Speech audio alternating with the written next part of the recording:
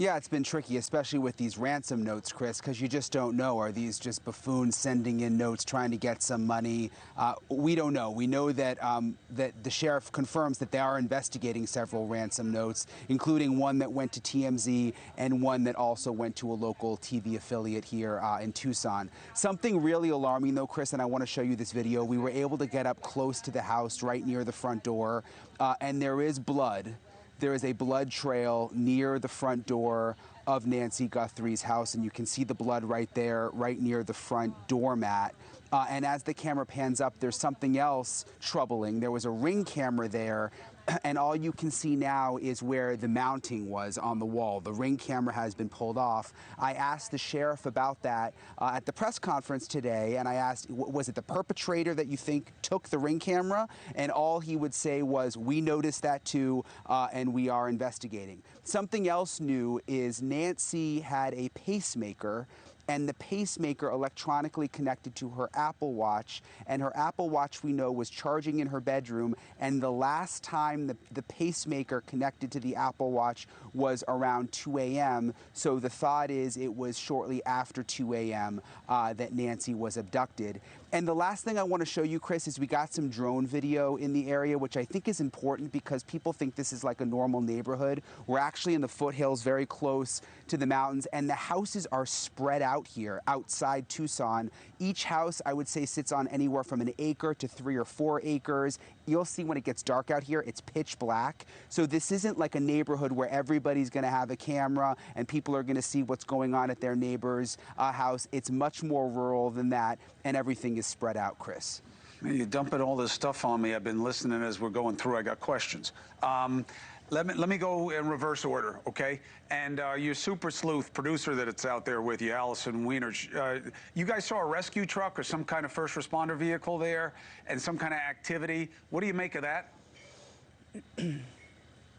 Yeah, that was new. Right before Elizabeth's show started, suddenly this chopper showed up and was hovering right over the house, and I thought, oh, maybe they're going to make one pass. They were here for an hour, circling the house and then circling the area around the house, and then there was a search and rescue team that also showed up in a pickup truck.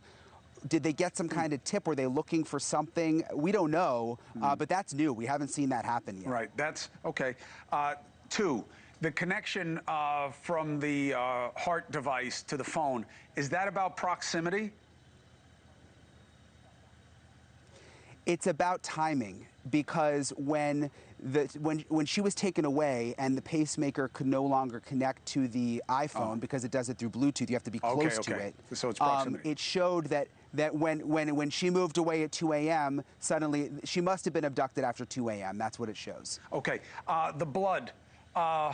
So I was talking with one of our colleagues about it before and saying, you know, it doesn't look like gushing, you know what I mean? Like this is a huge wound that's bleeding out. And obviously it's sequential, so it's moving, you know, either into the house or out of the house, most likely out. You see there's a little bit of a spray pattern there that could indicate a pause. And you're saying that investigators have a little bit of a notion of what the blood, by its pattern, may suggest?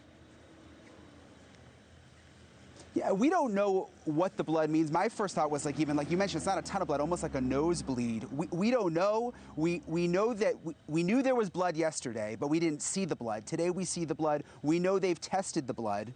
Whether it came back to Nancy or someone else, we don't know. But it's right there. It's still right there on the front step. And Allison and I were talking about it in terms of, is the theory that someone carried her out?